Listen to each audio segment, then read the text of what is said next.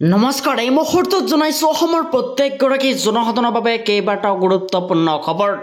আজি হৈছে 15 আগষ্ট। আজি আমাৰ প্ৰথমটো গুৰুত্বপূৰ্ণ খবৰ। হিন্দুৰ লগতে মুছলমানৰ বাবে লাইসেন্স আবেদনৰ বাবে মুখ্যমন্ত্ৰীয়ে বান্ধি দিছে চৰ্ত। এই মুহূৰ্তত জনাইছো ৰাজ্যবাসীৰ বাবে এক ডাঙৰ খবৰ। হিন্দুৰ লগতে মুছলমানে পাব অস্ত্ৰ লাইসেন্স আবেদনৰ বাবে মুখ্যমন্ত্ৰীয়ে বান্ধি দিছে কেইবাটাও চৰ্ত। আগ্নেয়াস্ত্ৰ লাভৰ বাবে হ'ব লাগিব খিলঞ্জীয়া নাগৰিক। হিন্দুৰ লগতে খ্ৰীষ্টান আৰু মুছলমানেও লাভ কৰিব লাইসেন্স পোৱাৰ যোগ্য যদিহে তেওঁৰ তিনিটা প্ৰজন্ম সেই ঠাইত বাস কৰি আছে। নিৰাপত্তাহীনতাত ভোগা লোকৰ বাবেহে এই নতুন আঁচনি। আবেদনৰ বাবে মুকলি কৰিছে এবাৰ পৰ্টেল www.sewasetu.assam.gov.in ত গৈ আবেদন কৰিব আপুনি। এই মুহূৰ্তত জনাইছো আমাৰ দ্বিতীয় নম্বৰ খবৰটোলৈ। আমাৰ দ্বিতীয় নম্বৰ খবৰটো হৈছে ডাঙৰ খবৰ। হাজাৰ হাজাৰ শিক্ষাৰ্থীৰ বাবে আহি গৈছে এক ডাঙৰ খবৰ। 16 আগষ্টৰ পৰা পুৱা 9 বজাৰ পৰা হ'ব বিদ্যালয়ৰ পাঠদান।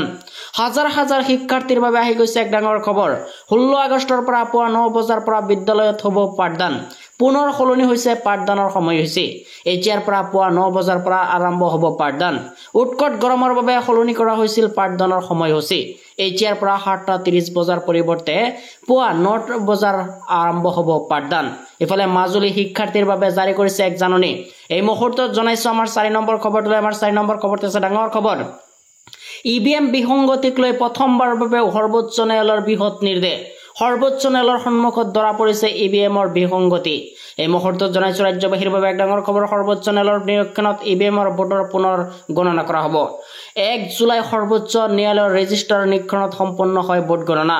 ইভিএমৰ ভোট গণনাত পৰাজিত হৈছিল মোহিত কুমাৰ। প্ৰতিদ্বন্দ্বী কুলদীপ সিঙে ইভিএমৰ ভোটত পৰাজিত কৰিছিল মোহিত কুমাৰক, কিন্তু এই ফলাফল মানি ল'ব পৰা নাছিল মোহিত কুমাৰে।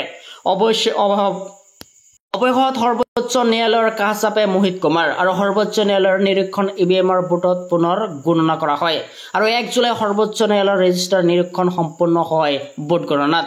এই মুহূৰ্তত জনাইছো আমাৰ 5 নম্বৰ খবৰটোলৈ। আমাৰ 5 নম্বৰ খবৰটো আছে ডাঙৰ খবৰ। 18 আগষ্টত ৰেংমা বনাঞ্চলত চলিব উচ্ছেদ।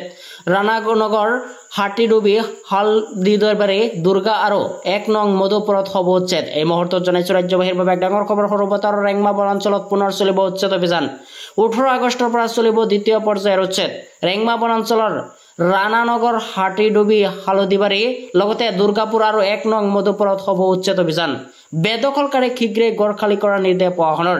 উচ্ছেদ কৰা পিঠাঘাট আৰু সোণাৰী বিলৰ পুনৰ ফলক আৰিছে নগাঁও আৰু দুয়ো অঞ্চলত নাগালেণ্ডৰ ৰুচেল ভিলেজৰ বুলি দাবী নগাৰ। ইতিমধ্যে ঘটনাস্থলীত উপস্থিত হৈছে প্ৰশাসনিক বিষয়াৰ লগতে CRPF বাহিনী। এই মুহূৰ্তত জনাইছো আমাৰ 6 নম্বৰ খবৰটোলৈ। আমাৰ 6 নম্বৰ খবৰটো আছে ডাঙৰ খবৰ। আধাৰ কাৰ্ড আইনীভাৱে স্বীকৃতিপ্ৰাপ্ত নথি। পৰিচয় পত্ৰ হিচাপে গ্ৰহণ কৰিব পাৰিব আধাৰ কাৰ্ড। নিৰ্বাচন আয়োগ লৈ কঠোৰ এবাৰ সৰ্বোচ্চ ন্যায়ালয়ৰ। এই মুহূৰ্তত জনাইছো ৰাজ্যবাসীৰ বাবে এক ডাঙৰ খবৰ। আধাৰ কাৰ্ডকে পৰিচয় পত্ৰ হিচাপে গ্ৰহণ কৰা উচিত। নিৰ্বাচন আয়োগক লৈ কঠোৰ এবাৰ উচ্চ ন্যায়ালয়ৰ। আধাৰ কাৰ্ডক পৰিচয় হিচাপে ব্যৱহাৰ কৰিব লাগে আৰু আধাৰ কাৰ্ড হৈছে আইনীভাৱে স্বীকৃতিপ্ৰাপ্ত নথি। বিহাৰত ভোটাৰ তালিকাৰ পৰা বাতিল হ'ব পাৰে বহু লোকৰ আধাৰ কাৰ্ড আৰু বাতিল কৰা হ'ব পাৰে বহু লোকৰ ভোটাৰ কাৰ্ড আৰু ISIRক লৈ নিৰ্বাচন আয়োগক এই প্ৰশ্ন এবাৰ উচ্চ ন্যায়ালয়ৰ।